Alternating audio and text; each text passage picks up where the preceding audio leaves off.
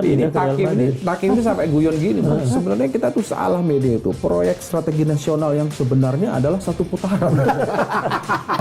Mas Andi itu kan bisa dibilang tim ahlinya di belakang yang paling deket lah, 0,5 Pak Jokowi lah. Itu alasan Jokowi itu serius, bener nggak sih, otentik nggak sih memang untuk kepentingan bangsa? Atau Pak Jokowi itu memang nggak bisa jauh-jauh dari Ganjar karena kedekatannya memang dengan apa yang akan dilakukan Pak Jokowi kalau Gibran menang itu mudah. Pertanyaan paling susah adalah apa yang akan dilakukan Pak Jokowi kalau Gibran kalah. Di titik pertemanan memang terasa lebih natural sekarang antara 01 dengan 03. Ya, itu kelihatan lah kalau saya berada di 3 debat gitu. 01 kan perubahan, jadi cenderung akhirnya nabrak pemerintah. Ya 02 berkelanjutan. Ya sementara kan kami memperbaiki. Ya untuk memperbaiki sesuatu kan kami harus menemukan yang rusak apa.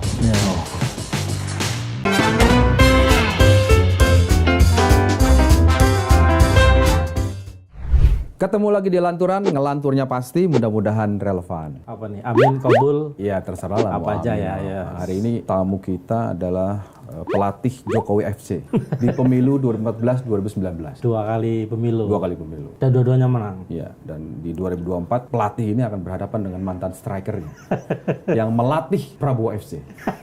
Mas Andi Wijayanto. Mas, apa kabar Mas? Baik, Sehat ya, Mas? Sehat. Makasih diundang. Mas Andi ini kan yang paling menarik dan agak bikin keki para lembaga survei ketika mengatakan Pilpres 2024 sulit satu putaran. Dengan dasar survei internal, kedua ada pendalaman-pendalaman yang disebut sebagai triangulasi. Mas, kalau boleh diceritakan sedikit, kan itu kayaknya seperti tambahan metode untuk memperkuat hasil survei, tapi kemudian ada FGD dan sebagainya. Mungkin boleh cerita yang lebih Detail. misalnya detail itu di kota mana misalnya yang mengatakan bahwa angkanya memang agak bisa melengkapi atau membedakan gitu Mas. Ya sebetulnya metode triangulasi itu sudah kami pakai 2014.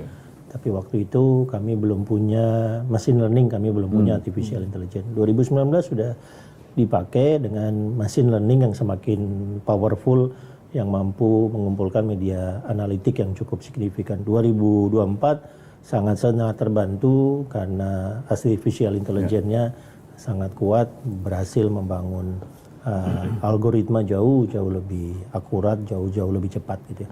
Jadi pada dasarnya ketika triangulasi yang dilakukan, kami menggunakan survei tetap kami pakai, bukan kami abaikan. Ya, semua survei kami analisis, termasuk ada 3 survei internal yang kami lakukan. Kami gabungkan dengan FGD, FGD-nya di 31 kota.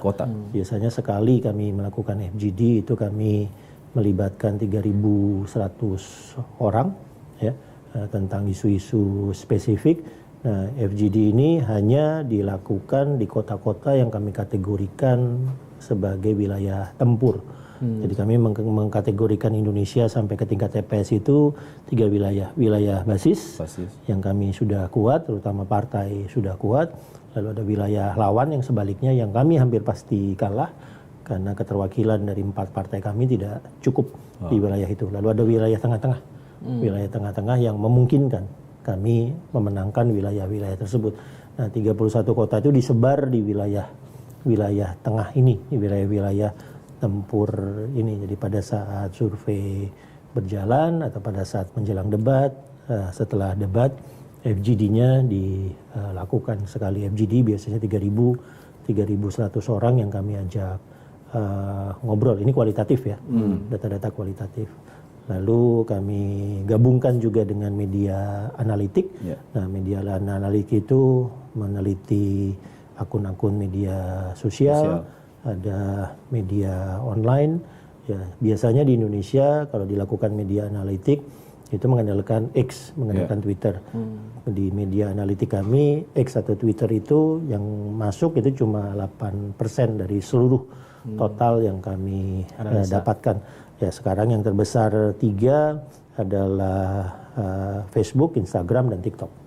Ya, Facebook, Instagram, dan TikTok. Ya, khususnya pada saat beralih untuk menganalisis TikTok, itu algoritmanya setengah mati di awal-awal dibuat karena kuncinya adalah audio, visual berubah menjadi teks, lalu baru berubah menjadi binary-nya, ya itu kesulitannya di situ. Tapi sekarang sudah tidak lagi. Ya. Itu termasuk TV juga pemberitaan sudah bisa kami analisis. Nah dari kombinasi itu kami bagi dua, kinetik yang bergerak, teritorial dan virtual. Nah kinetiknya kami kasih bobot 70%. Jadi pergerakan real dari paslon, dari TPN, dari partai, dari relawan itu kami bobot 70%. Survei masuk di sini. Karena survei melihat pengaruh kinetik terhadap suara. Lalu ditambah dengan virtual yang 30%. Ya, virtual yang 30% itu termasuk diantaranya share of voice, reach, engagement, sampai ke sentimen. Ya, net sentimen positif atau negatif. Semua itu kami gabungkan, hasilnya data triangulasi yang data utama sebagai basis kami tanggal 28 Desember, 1 bulan setelah kampanye. Lalu kami buat rentang itu, rentang 03, rentang terendahnya ada di angka 34%. 34%. Itu rentang terendah, ya. Sementara rentang tertingginya 41%. Nah, jadi kemungkinan 03 itu prediksi kami berdasarkan hasil triangulasi 28 Desember akan 37-38%. Nah, karena 03 diprediksikan dari data kami 37 sampai 38%, ya hampir pasti Pilpres berlangsung 2 putaran. 2 putaran. Tidak mungkin 1 putaran ya. Tidak mungkin 1 putaran berdasarkan triangulasi. Tapi kan kampanye statement 1 putaran ini kan terus digaungkan ini Mas Adi khususnya oleh kubu 02 gitu ya. Apa yang Mas Andi lihat sebenarnya dari kalau saya bicara dalam konteks yang mungkin agak sedikit parno seperti brainwash gitu loh, bahwa pemilu Pilpres 2024 adalah pasti 1 putaran seperti itu. Ya teknik itu dikenal sebagai bandwagon effect. Bandwagon effect untuk membuat pemilih cenderung bergerak kepada yang hampir pasti menang gitu ya. Ya kayak orang taruhan siapa juara Liga Inggris gitu loh. Nah, kalau sekarang orang taruhan siapa juara Liga Inggris, lihat performance-nya, lihat performance sampai Desember kemarin, ya hampir pasti sekarang antara Liverpool atau Manchester City. Ya, nggak mungkin ada yang bertaruh tentang Manchester United misalnya. Saya tertarik misalnya dengan Aston Villa, ya, yang mengagetkan kan, stabil banget ini Aston Villa. Tapi orang kemungkinan akan memilihnya Liverpool atau Manchester City. Itu bandwagon effect. Nah, bandwagon effect itu memang propaganda. Ya, memang propaganda untuk membuat suara beralih ke yang menang. Nah, itu hanya bisa diatasi dengan gerak real. Gerak real di kinetik, gerak real di virtual, sehingga kemudian terasa ada gapnya. Saya kok ngerasanya yang lebih kuat ini ya, tapi kenapa kok bandwagon effect yang mau dimunculkan itu ada gapnya. Ya kayak debat 3 lah. Debat 3 itu benar-benar menghancurkan bandwagon effect itu. Karena performa dari calonnya bisa dilihat, orang bisa merasakan yang unggul siapa, yang jelek siapa. Lalu ketika kemudian misalnya Kompas sendiri melakukan survei langsung ketika debat berlangsung, langsung kelihatan positifnya Mas Ganjar ada di angka berapa, positifnya Pak Prabowo ada di angka berapa, lalu menghancurkan bandwagon effect ketika debat 3 terjadi. Iya, karena di beberapa kali misalnya saya ngobrol gitu ya dengan beberapa orang, sudah muncul kalimat-kalimat yang seperti itu, Mas Adi. Udahlah, buat apa misalnya kita ke TPS yang kita udah tahu kok siapa yang menang. Buat apa kita milih yang kita udah tahu siapa yang menang itu, percuma suara kita. Nah, bagaimana menetralisir asumsi-asumsi dan perspektif? Ya, pada dasarnya kembali ke inti dari apa itu kampanye. Ya, kalau Pak Gundul balik ke core of the core-nya. Ya, inti dari intinya. Inti dari kampanye adalah paslonnya harus oke, ya, programnya bisa diterima sebagai program yang dibutuhkan oleh masyarakat, dan paslonnya dengan timnya memang bergerak. Apakah kinetik atau virtual. Memang melakukan kinetik. Ya, jadi kalau misalnya kami harus mempromosikan Mas Ganjar atau Pak Mahfud dari sisi personal, nggak susah. Ya, Mas Ganjar dengan semua karakter-karakternya, merakyat lah, family man lah, religius dan seterusnya, nggak susah. Pak Mahfud sebagai pendekar hukum dengan integritasnya, dengan pengalamannya di legislatif, yudikatif, eksekutif, nggak susah untuk mempromosikan.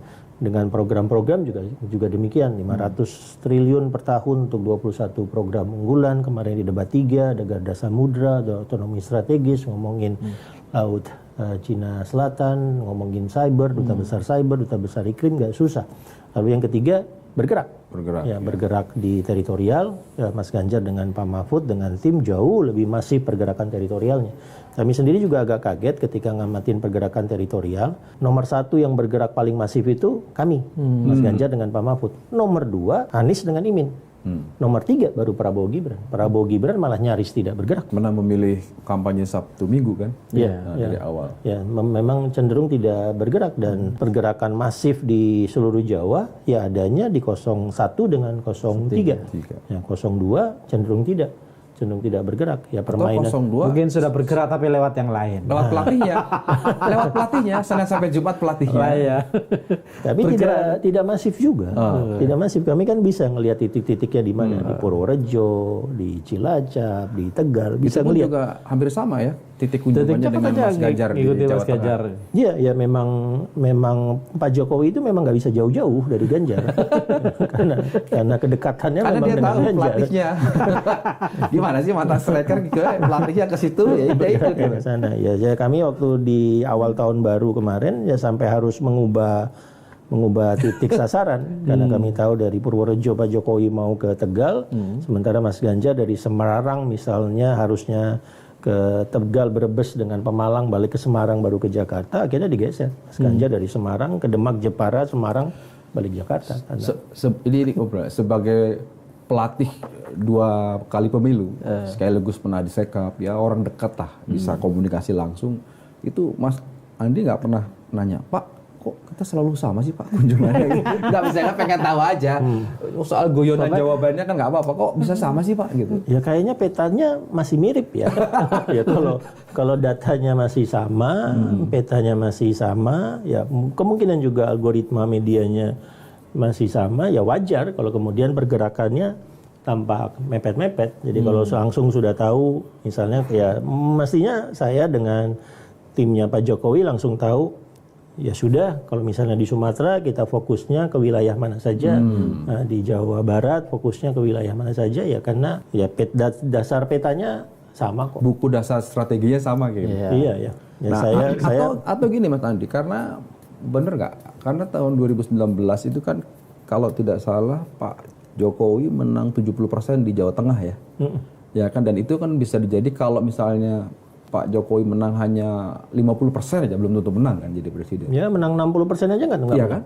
Artinya sekarang battle-nya di Jawa Tengah dan sering ketemu di beberapa kota yang sama itu mungkin itu kan pertimbangannya. Sama bacaannya Pak Jokowi sekarang jangan sampai Lepas. 03. Iya. Ya kami menganalisis di mana dulu di 2019 Pak Jokowi kalah ya. Malah suaranya lebih rendah dari 2014. Aceh, Sumatera Barat, kemudian Jawa Barat, Banten, NTB, Kalimantan Selatan, hampir seluruh Sulawesi. Ini suaranya lebih rendah dari 2014. Kalau Jawa Tengah waktu itu tidak tembus 60%, Pak Jokowi bisa kalah. Lewat. Ya. Nah, tapi di 2024 ini perbedaannya adalah ini 3 pasang. Jadi kayak misalnya Sumatera Utara, kalau kita zoom ke Sumatera Utara, daerah Danau Toba, Samosir, Karo, ini 03. 3 merah. Ya. Di luarnya ini 02. Di pesisir perbatasan, baik perbatasan ke selatan, ke timur maupun perbatasan ke arah Aceh, ini miliknya 01. Jadi suara benar-benar terpilah 3 di situ. Tapi kalau misalnya Sumatera Barat, ya prediksi kami yang akan kuat di Sumatera Barat 01. Nah, nomor 2-nya 03. Nomor 2-nya 03. Ya, baru 02. Ya, prediksi kaminya. Ya, walaupun yang akan menang signifikan di Sumatera Barat misalnya 01. Ya, tapi suara 02-nya malah nomor 3 kalau di sana. Nah, itu triangulasi itu kami lakukan terus-menerus setiap hari jam 11 datanya masuk gitu dan melihat perkembangan data, apalagi ngelihat pergerakan sentimen ya pasca debat 3. Ya, kita ngelihat juga sentimen Pak Jokowi selama 7 hari terakhir gitu ya. Saya dalam posisi sangat khawatir sekarang. Ya, sangat khawatir 03 bisa menang 1 putaran. Khawatir banget saya. Khawatir banget ya. Khawatir. Ya, karena itulah kemudian kenapa Pak Jokowi sering makan malam. Satu dengan Pak Prabowo, dengan Pak Zulkifli. Mungkin karena merasakan kekhawatirannya Mas Andi Wijayata.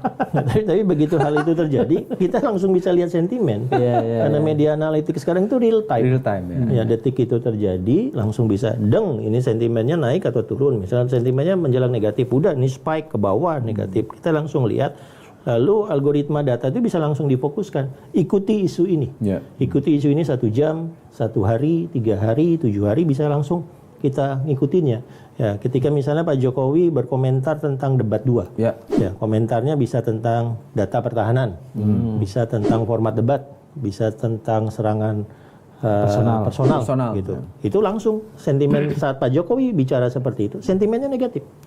Sentimennya negatif, publik nggak suka Presiden turut campur ke debat dengan kelihatan kecenderungannya berpihak ke salah satu paslon.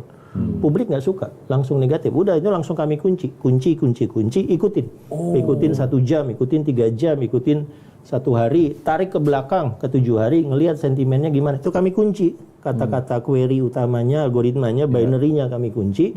Mesin langsung ngikutin perkembangannya. Jangan-jangan itu Kim, hari ini kan diralat Pak Jokowi di Halim sebelum terbang ke kunjungan luar negeri, bahwa pernyataannya kemarin soal debat itu tidak ditujukan untuk mendukung paslon atau kepada paslon. Mungkin ilmunya sama. Dia masih ninggalin. Setahu saya Pak Jokowi orang yang sangat peduli tentang pergerakan media ya, terutama pergerakan sentimen. Ya, kami itu pernah waktu itu dipanggil sama Pak Jokowi. Saya waktu itu belum Gubernur Lemhanas ya, diomelin habis-habisan. Karena komunikasi tentang Undang-Undang Ciptaker buruk banget. Sehingga 88% sentimennya negatif. Ya buruk banget. Lalu kami harus menciptakan early warning system. Early warning system untuk isu-isu strategis. Begitu ada spike viral, langsung kapanpun, jam berapapun, mau jam 2 pagi, setengah 3 pagi, masukin ke Presiden. Mesin itu masih ada sampai sekarang. Ya, mesin itu ada sampai sekarang. Lalu misalnya ada kasus Bipang. Ingat nggak? Bipang. Kasus Bipang. Nah, begitu kasus Bipang itu dilakukan, langsung saya bangun jam 5 pagi karena alert, mesin saya alert, negatif. Jam 9 pagi belum ada komunikasi balasan, mitigasi dari pemerintah, dari istana. Jadi saya kemudian ditanya, ini gimana cara mitigasinya? Saya bilang, itu isu kalah tiarap. Nunggu sampai isunya lewat. Reda. Ya, isu kalah tiarap. Tiba-tiba satu jubir di istana jam 3 sore ngangkat lagi isu Bipang itu, bilang ada Bipang beras di Jawa Timur. Negatif lagi. Langsung bangun lagi. Langsung. Nah, hal-hal seperti itu ada karena ada artificial intelligence, kita bisa mengamatinya real time. Ya, real time termasuk misalnya debat Pak Jokowi bicara tentang data, tentang format, tentang personal, itu langsung sentimennya langsung kelihatan, ketarik ke bawah, ketarik ke bawah. Jadi misalnya dengan membaca seperti itu, ya mestinya Presiden bisa dipandu oleh tim komunikasinya, Pak nggak bisa meneruskan arah komunikasi seperti itu karena sudah di-lock. Gitu langsung. Iya, pertanyaannya setelah Mas Andi pindah klub, siapa ya di sana? Di sana kan masih banyak, masih ada Kominfo lah, masih ada BSSN lah. Tapi seandainya ini Pak Jokowi dalam konteks ini, karena sebagai mantan strikernya kan bertanya ke pelatih kan, Mas Andi ini gimana, ini kok makin turun terus? Mas Andi menjawab, ya kan misalnya Mas Andi menjawab atau ini kan hubungannya nggak cuma setahun 2 tahun. Yang kami tangkap itu, kami tangkap itu, publik berharap Presiden netral. Publik berharap Presiden menjaga pemilu 2024, menjaga demokrasinya. Publik benar-benar berharap itu.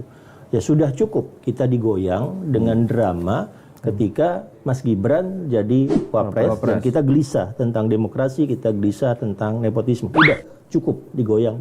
Selesai. Nah, sekarang Presiden harus memastikan beliau ingin pemilu berlangsung demokratis dan beliau netral. Nah, publik menginginkan itu. Begitu Presidennya tiba-tiba geser menunjukkan keberpihakan, begitu Presidennya tiba-tiba bergerak teritorial, ya seolah-olah membututi pasangan kami, begitu Presidennya tiba-tiba membuat satu kebijakan-kebijakan pemerintah yang berasal dari uang pajak dibaca terkait dengan keuntungan paslon tertentu, reaksi publik itu negatif ya. Dan mesinnya benar-benar bisa menunjukkan bergerak ke bawah, bergerak ke bawah gitu. Tapi begitu Presidennya mengungkapkan netral, bergerak lagi ke atas Pak Jokowi. Ya. Blimade Supriyatna itu di dialog, salah satu dialog Kompas TV bilang ini kita topiknya soal menakar netralitas Jokowi sebagai presiden. Dia sampai bilang begini, sudahlah daripada terselubung begini terang-terangan aja Pak Jokowi declare gitu, saya ada di sini, kemudian resikonya ditanggung sendiri gitu. Tapi kan hari ini kita baru berkesimpulan, oh ternyata betul dikerjakan. Sore ini diralat bahwa tidak ditujukan untuk pasangan tertentu gitu. Bahwa itu miskin gagasan, debat ketiga Diralat dan setelah sebagainya. ada sentimen negatif. Iya. Jadi betul. Ini mengkonfirmasi Mas Andi gitu. Makanya tadi kan saya tanya, bukan tidak mungkin Jokowi akan bertanya ke mantan pelatihnya ini gimana gitu. Mas Andi, setelah mundur dari Lemhanas, Gubernur Lemhanas, ada komunikasi dengan Presiden Jokowi? Semakin jarang tentunya ya. Tapi masih ada. Tapi untuk isu-isu tertentu, ya misalnya waktu itu tentang Gaza, ya karena data-data awal tentang kemungkinan eskalasi di Israel, kekerasan di Israel kan ditugaskan oleh Pak Jokowi, kami amati waktu saya Gubernur Lemhanas. Ya, jadi waktu itu peramalannya hati-hati, Ramadan pasti naik kekerasannya, nanti menjelang akhir tahun pasti naik kekerasannya, walaupun saya tidak menduga akan naik sesignifikan itu. Ya, ya biasanya kan kita bisa ngelihat hari-hari utama di Israel yang kekerasan akan naik. Misalnya tadi Ramadan, peringatan 48, ya peringatan Yom Kippur misalnya, itu kecenderungan kekerasan naik. Jadi kita bisa ngelihat titik-titiknya. Nah, tidak menduga bahwa Yom Kippur kemarin akan menghasilkan satu perang baru antara Israel dengan Hamas.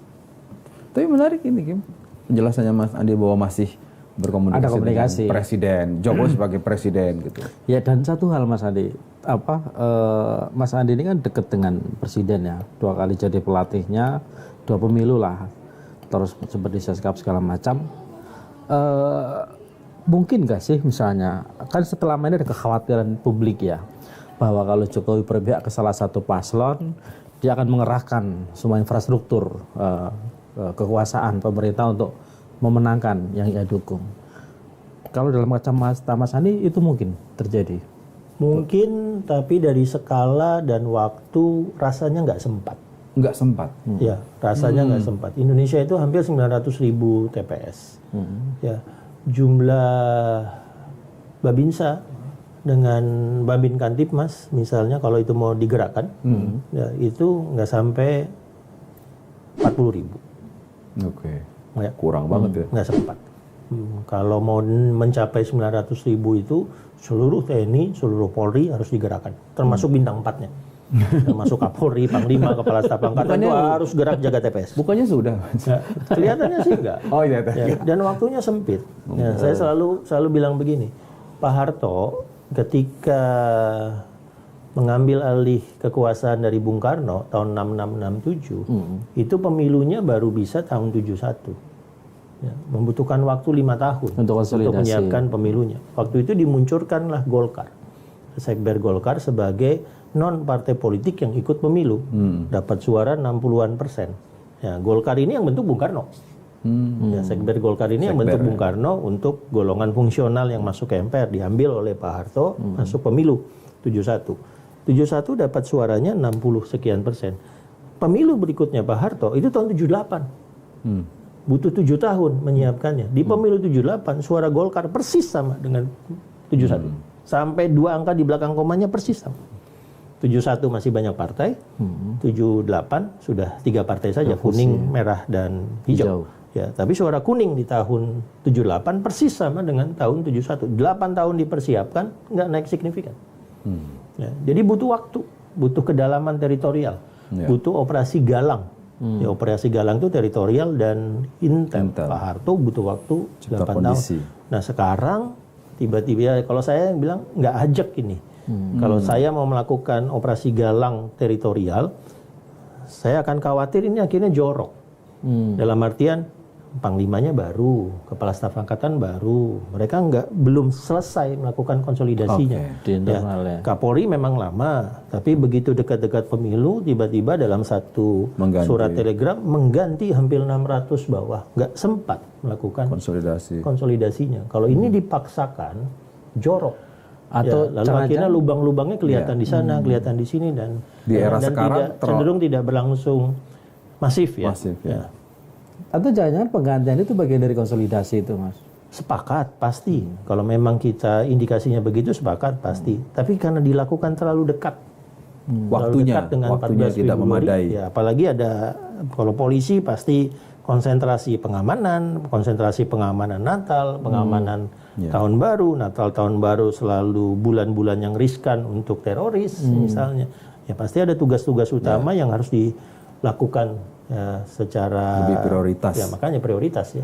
Nah itu yang membuat jangan dibuat aparat itu geser kiri, geser kanan, ya karena tadi mereka nggak bisa melakukan ini dan memang tidak boleh melakukan. Tapi sebagai presiden ya, yang kita sebetulnya kan awal kan harapannya kelompok yang memang masih berharap ada demokrasi di Indonesia itu kan sudahlah presiden ini jangan buru-buru mengajukan siapapun jagoannya ketika dia masih menjabat gitu kan, karena kan abuse of power itu yang dikhawatirkan, itu kan musuhnya demokrasi. Yeah.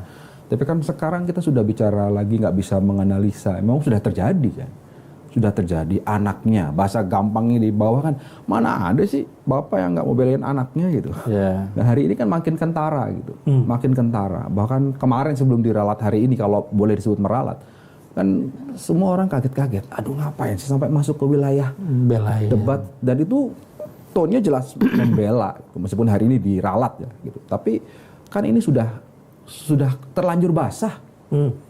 Nah, saya justru melihatnya kalau sudah terlanjur basah, biasanya kan orang nggak ada matahari, sekalian aja nyelem gitu, udah basah gitu kan.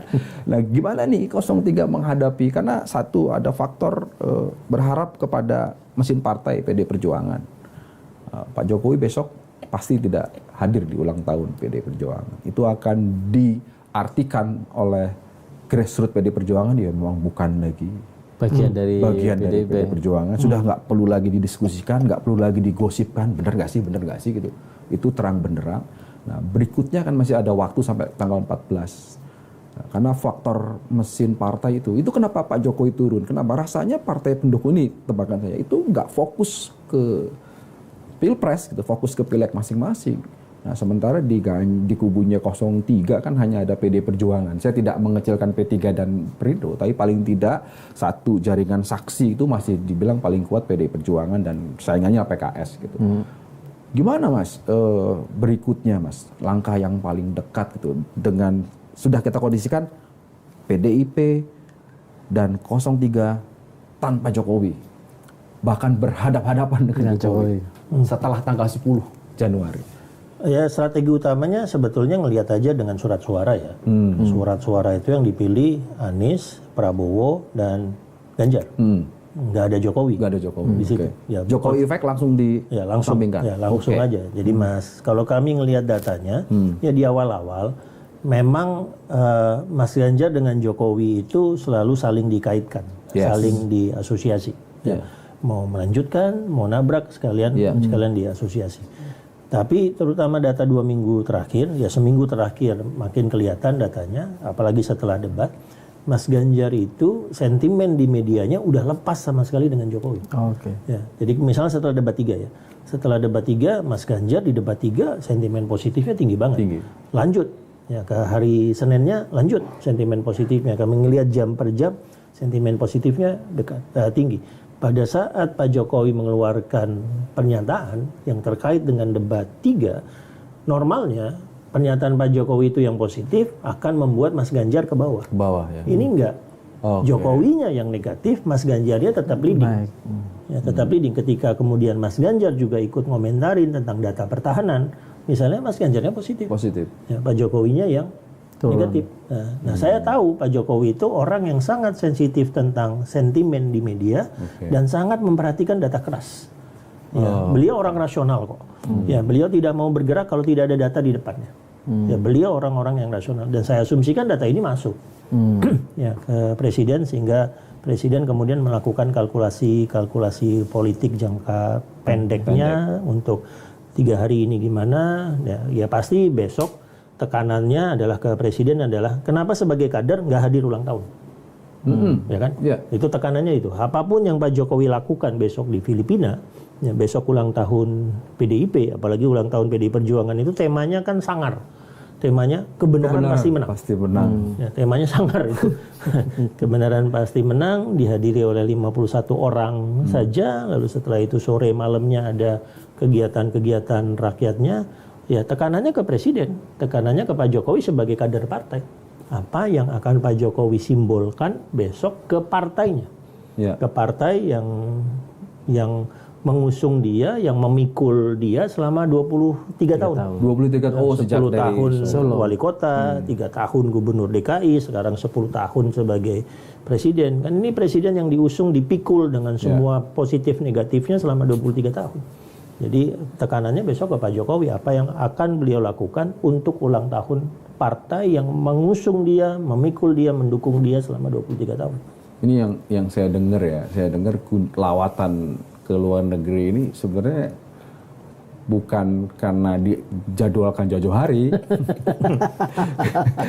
ini informasi. Iya. Konon diminta gimana caranya tanggal 10 Januari saya di Indonesia. Artinya satu, memang Jokowi mendesain kalaupun datang ya pasti kikuk suasananya, situasinya. Saya memilih nggak datang aja deh. Atau dia menghitung kalau saya datang ngasih angin nih ke 03. Karena dia merasa Jokowi efeknya masih kuat gitu. Melihat sebagai mantan pelatih lagi-lagi saya pakai terminologi itu kan pasti hafal lah bagaimana Pak Jokowi itu mengambil keputusan, memilih ketika ada situasi yang sulit. Mas Andi melihat memang ini Jokowi sudah menghitung, saya tidak mau lagi dipersepsikan sebagai bagian dari PD Perjuangan. Dia menetralkan dirinya sekarang. Menetralkan dirinya dari dalam konteks apa nih, dengan PD Perjuangan atau ya dari afiliasi. Afiliasi. Dia sedang berusaha menetralkan dirinya. Ya pertanyaan untuk Pilpres 2024 untuk Pak Jokowi itu bukan kalau Gibran menang. Itu mudah menjawabnya. Apa yang akan dilakukan Pak Jokowi kalau Gibran menang itu mudah. Mudah ya. Pertanyaan paling susah adalah apa yang akan dilakukan Pak Jokowi kalau Gibran kalah. Nah, itu pertanyaan paling susah. Kira-kira apa? Nah itu yang saya nggak tahu jawabannya. Itu yang namanya exit strategi. Ya, exit strategi dari. Tapi menurut Mas Andi punya nggak Pak Jokowi exit strategi itu? Ya, exit strateginya. Ketika dia pilihannya kan sudah dibilang. Ya simple, balik ke Solo jadi penduduk biasa. Ya, nah supaya bisa biasa, Pak Jokowinya nggak boleh ekstrim di Pilpres 2024. Harusnya.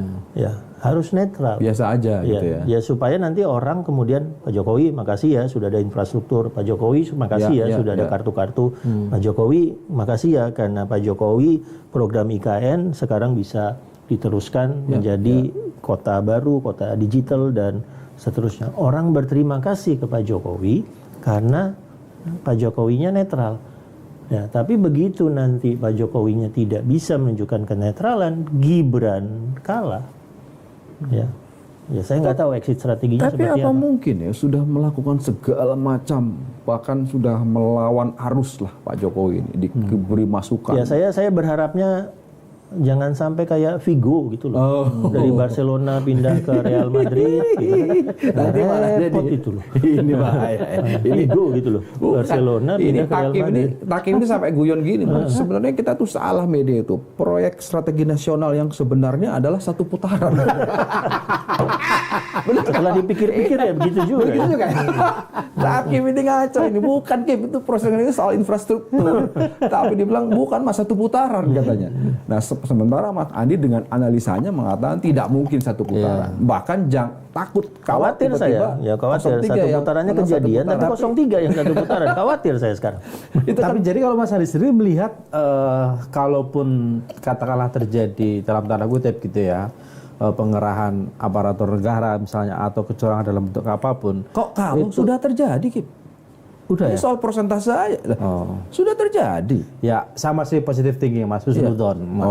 Itu kalaupun itu terjadi itu kemungkinannya kecil untuk bisa mengakumulasi suara dalam jumlah yang sangat besar seperti itu. Untuk apa ya yang tadi saya bilang misalnya mengaitkan dengan brainwash tadi misalnya bahwa pemilu ini Pilpres ini hanya satu putaran. Artinya ketika apapun dilakukan untuk bisa satu putaran dan itu terjadi itu dianggap sebagai sesuatu yang biasa.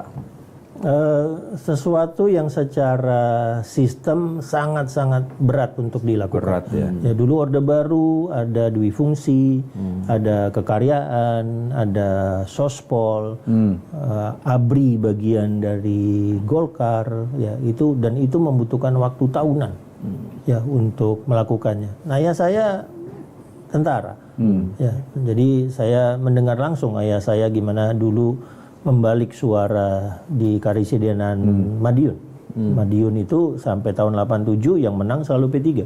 Dan membutuhkan waktu sekian tahun untuk membuat P3 di pemilu 87 menjadi Golkar di situ. Membutuhkan waktu tahunan dengan infrastruktur sosial politik ABRI yang kemudian nempel ke Golkar yang sudah rapi. Ya. Nah, sekarang doktrinnya tidak ada, strukturnya tidak ada, orang-orang jagoan sosial politiknya juga sudah nyaris nggak ada. Jadi akhirnya kekhawatiran saya jadi jorok. Jadi jorok kelihatan. Lah ini yang masang baliho siapa? Yang bongkar baliho siapa? Yang intimidasi siapa? Yang manggil orang ini ke reskrim karena kayak itu kan kelihatan joroknya. Udah kelihatan Kim. Ini Kelihatan bukan joroknya. kalau lagi Kim. Iya, iya, Sudah. Belum tentu juga itu instruksi dari presiden, belum tentu juga. Tapi ya ada juga kemungkinan, ya inilah prosesnya. Tapi ini ngomong-ngomong kan dulu Mas Andi juga kan sempat, ya artinya di 2009 menjadi pelatih Pak Jokowi ketika Pak Jokowi menjadi juara Liga Champion lah, gitu kan. Incumbent gitu kan, pakai Infrastruktur keamanan negara, pakai polisi itu sama juga. Oh enggak, waktu 2019 kan itu kesempatan. Ya. Ya, kesempatan menggunakan infrastruktur ya. Tapi tidak kami gunakan. Jadi normalnya gini deh. Kalau kami benar-benar menggunakan infrastruktur, kenapa kayak Aceh, Sumatera Barat, Jawa Barat, Banten, NTB, Sulawesi, Kalimantan Selatan Lepas. kalahnya telak. Ya, di Sumatera Barat tuh nyaris nggak dikasih suara tuh. Di Sumatera Barat. Padahal wakil presidennya Maruf Amin yang mestinya mengusung suara dari kantong-kantong hijau itu, tapi nggak kejadian. Ya, saya itu ingat waktu itu pernah kami rapat berlima, ada Pak Jokowi, Pak Luhut, saya, Pak Hadi, Pak Tito, dan Mas Andika. Mas Andika waktu itu baru 3 bulan sebagai kasat. Lalu ditanya, gimana tentang Angkatan Darat? Mas Andika bilang, untuk 2019 jangan digeser ke kiri, jangan digeser ke kanan, jangan digeser ke Prabowo, ke Jokowi. Karena saya baru 3 bulan, saya benar-benar harus memastikan mereka netral. Itu Mas Andika. Dan akhirnya Mas Andika kelihatan kan, 2019 pergerakannya apa? Ya, nggak ada, karena memang memastikan TNI Angkatan Daratnya netral. Walaupun Mas Andika itu ya pas Pampres, Pangdam, Pangkostrat, Kasat, yang karirnya benar-benar dengan Jokowi dan sangat dekat dengan Jokowi, tapi tetap aja pilihannya adalah menetralkan ya Angkatan Darat. Angkatan Darat netral. Pak Polisi silakan. Tapi itu beda karakter, beda logika itu. Beda karakter, beda Ada Pak logika. Tito waktu itu kan ya? Iya, doktrin itu kalau di fungsi sospol itu ya punyanya Angkatan Darat. Angkatan Darat ya. Ya, dan saya Karena kan kalau kami wartawan kan dengarnya 2019 baju coklat ini yang kerja bener gitu untuk memenangkan Pak Jokowi gitu loh. bener Mas, apanya? bener itu. Ada yang titik-titik yang bisa kita lihat gitu ya, tapi tidak akan bisa menghasilkan satu mesin yang masif yang kemudian membawa suara. Ya kalau itu ya saya bergerak dengan Mas Ganjar dengan Pak Mahfud ya ke mana-mana. Jadi bisa langsung ngelihat kok reaksi di masyarakat. Waktu misalnya saya dengan Pak Mahfud saja ke Padang ya, wilayah yang berat kan. Kalau untuk kami itu kan wilayah berat Padang itu. Begitu masuk ke sana, ke 3 universitas, lalu makan dengan tokoh masyarakat, terus berkunjung ke nelayan dan seterusnya, langsung melakukan analisis di simpul-simpul partai, relawan. Lalu kesimpulannya langsung, yang menang 01 nih di Sumatera Barat. Tapi nomor 2-nya kami, 03. Iya, itu menarik Mas. Apa itu artinya suara 02 atau suaranya Prabowo yang dulu katakanlah vote dia di pemilu-pemilu sebelumnya, itu sekarang udah bergeser ke 01. Sehingga malah posisi dia jadi di Untuk belakang. di wilayah-wilayah yang Pak Prabowo kuat, itu memang split. Ya, antara 02 dengan pergi ke 01. Anies 01. Ya, yang melemahkan 02, ya karena koalisinya koalisi repot. ya, koalisi yang tidak satu kolam. Jadi 02 itu.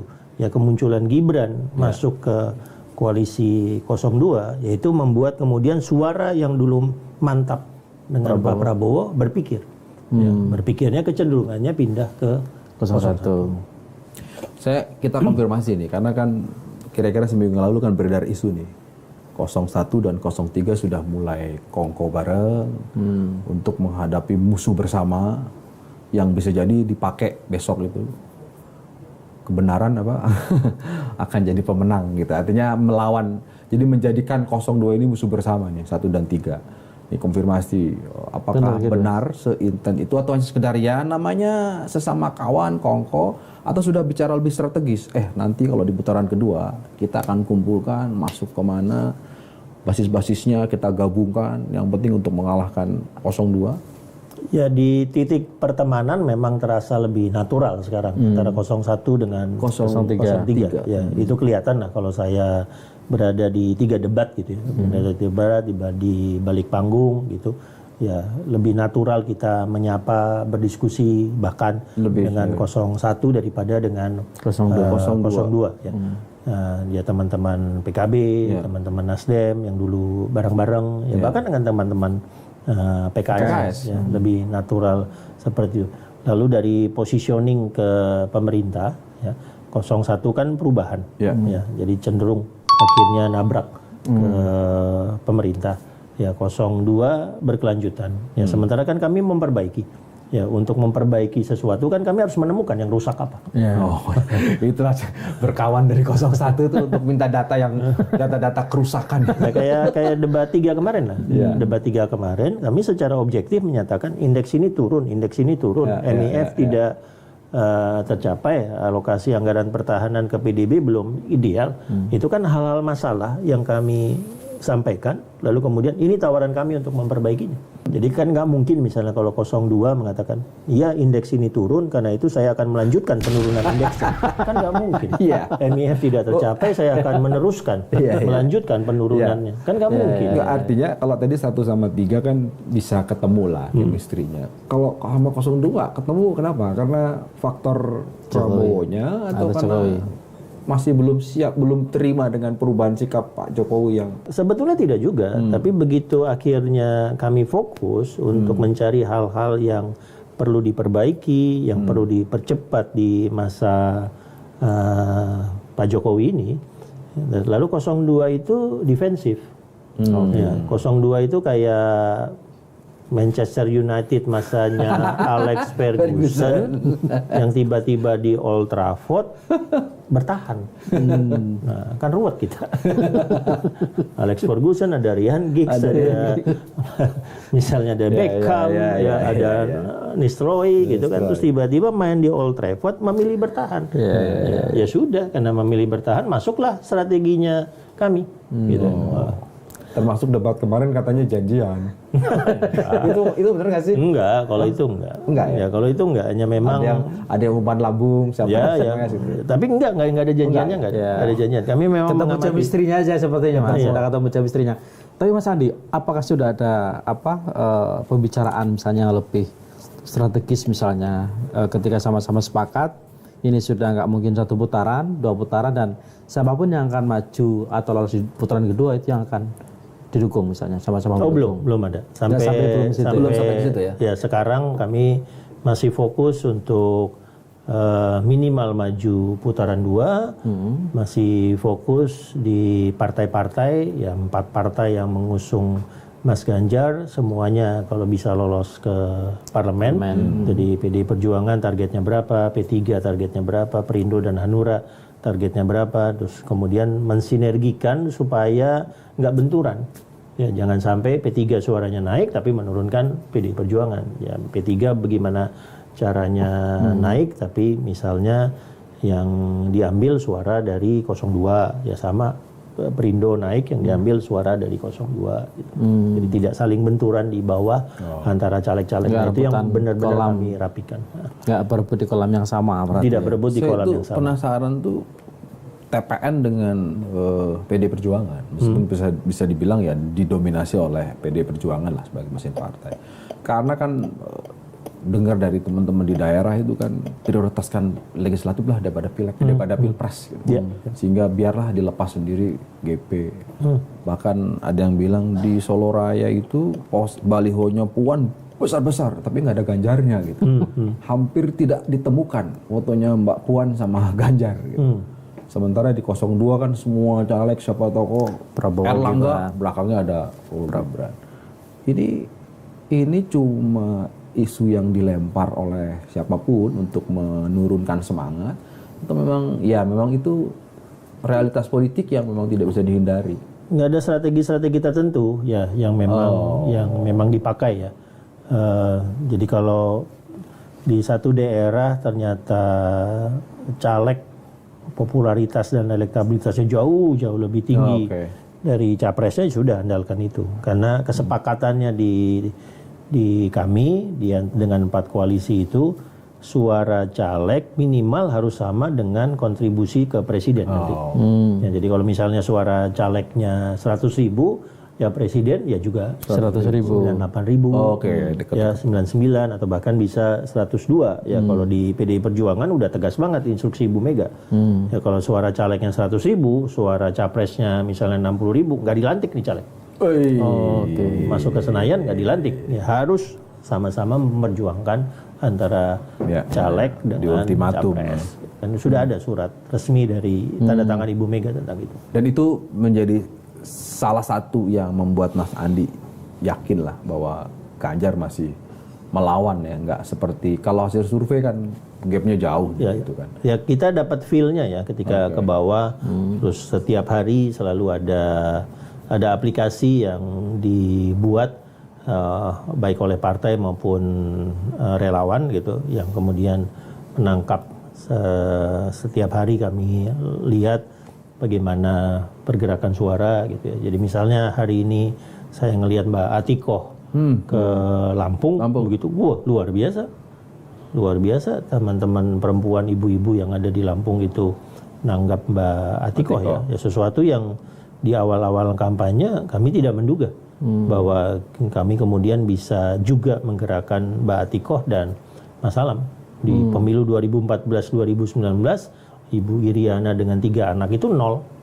Tidak ada pergerakannya. Ya, sekarang Mbak Atikoh dengan Alam menjadi instrumen. Iya, Ibu Iriana 0, tapi sekarang menentukan.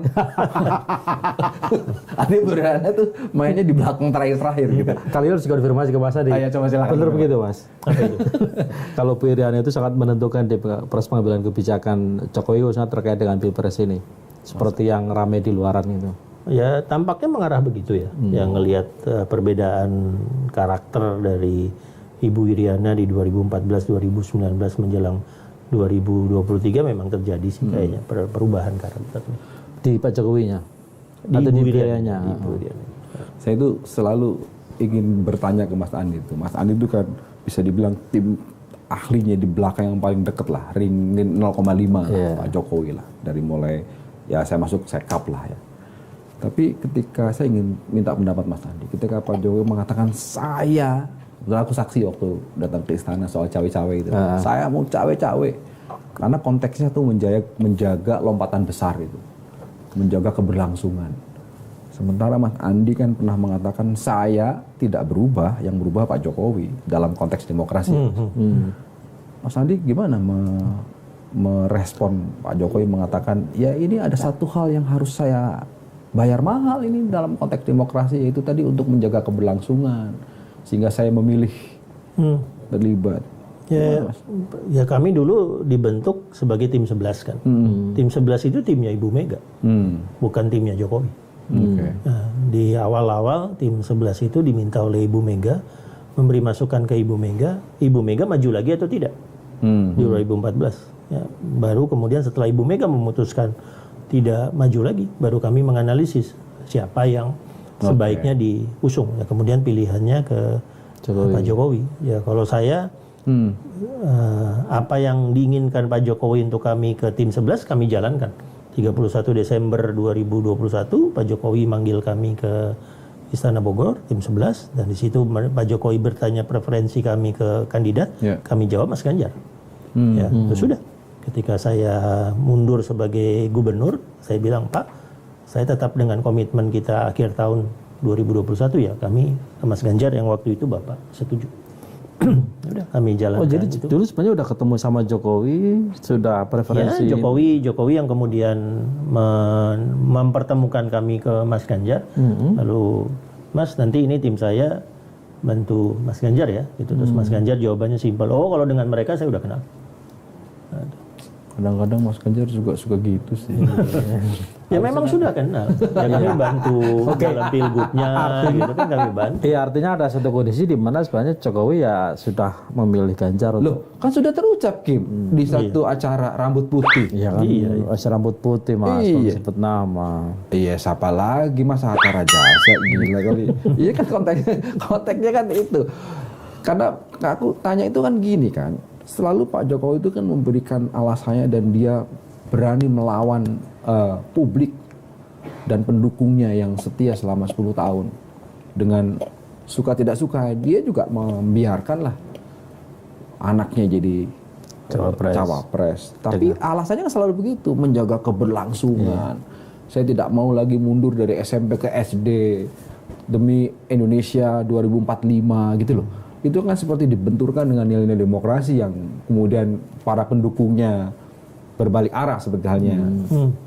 Ya, Jadi pertanyaannya Mas Yogi itu sebenarnya gini Mas, mungkin saya biar jelaskan. Itu alasan Jokowi itu serius, bener nggak sih, otentik nggak sih memang untuk kepentingan bangsa, atau jangan-jangan dia punya alasan yang lain? Kenapa Mas Adi yang kita tanya? Karena Mas Adi 10 tahun jadi bagian dari timnya gitu loh. Yang saya sudah sampaikan juga adalah saya tidak menemukan perbedaan ideologi Jokowi 2023 2024 dengan Jokowi 2019. Oke.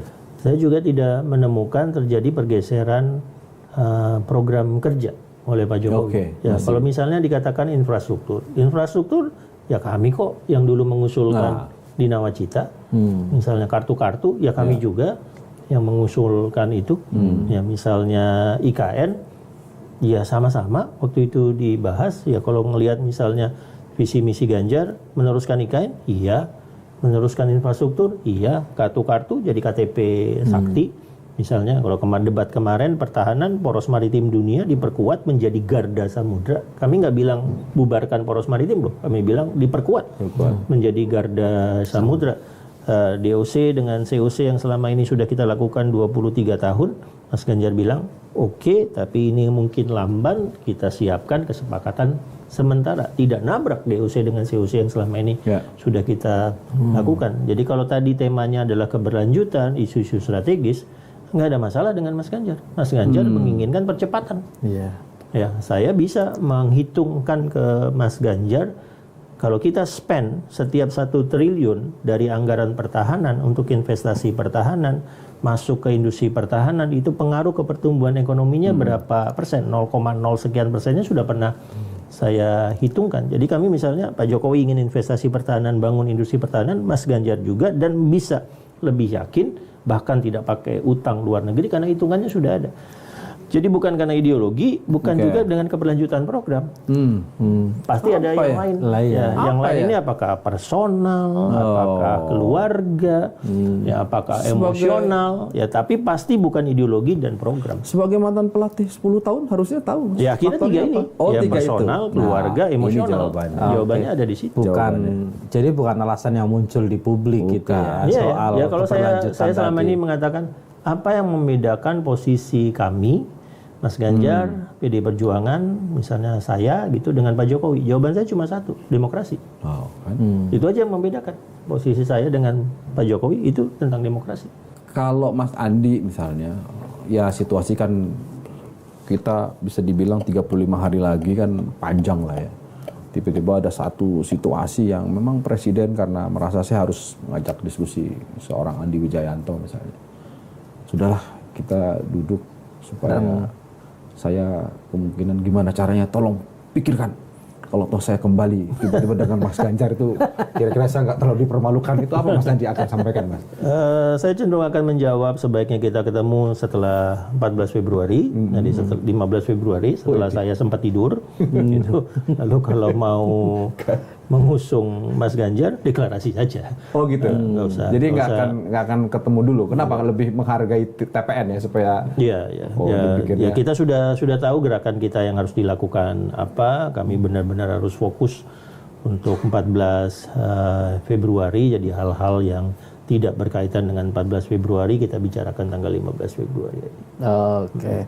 Artinya kalau sederhananya gini Mas, nggak akan mau diajak ketemuan Jokowi sebelum 14 Februari kan gitu. Oh gitu. Kalau emang Jokowi mau dukung Ganjar ya udah declare aja, nggak usah ketemu-ketemuan gitu loh. Declare aja langsung. Declare aja langsung. Loh, tapi kan bagaimanapun kan tetap harus ada penghubung gitu yang memang secara chemistry sudah ketemu, udah nyaman.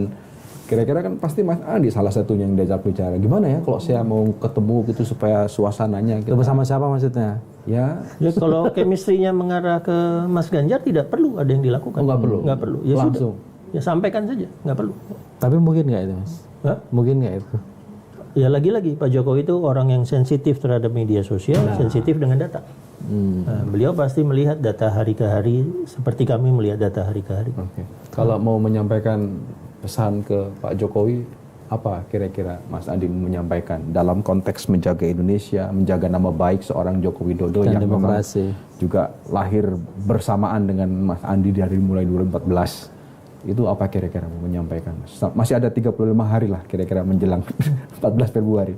Ya pada dasarnya kembalikan karakter pemilu yang demokratis. Nah, itu.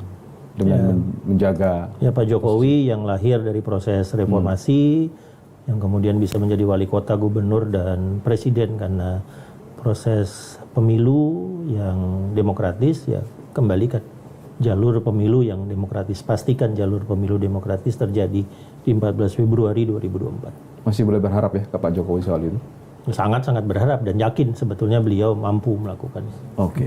Ketemu lagi di Lanturan minggu depan. Terima kasih. Terima kasih, Mas.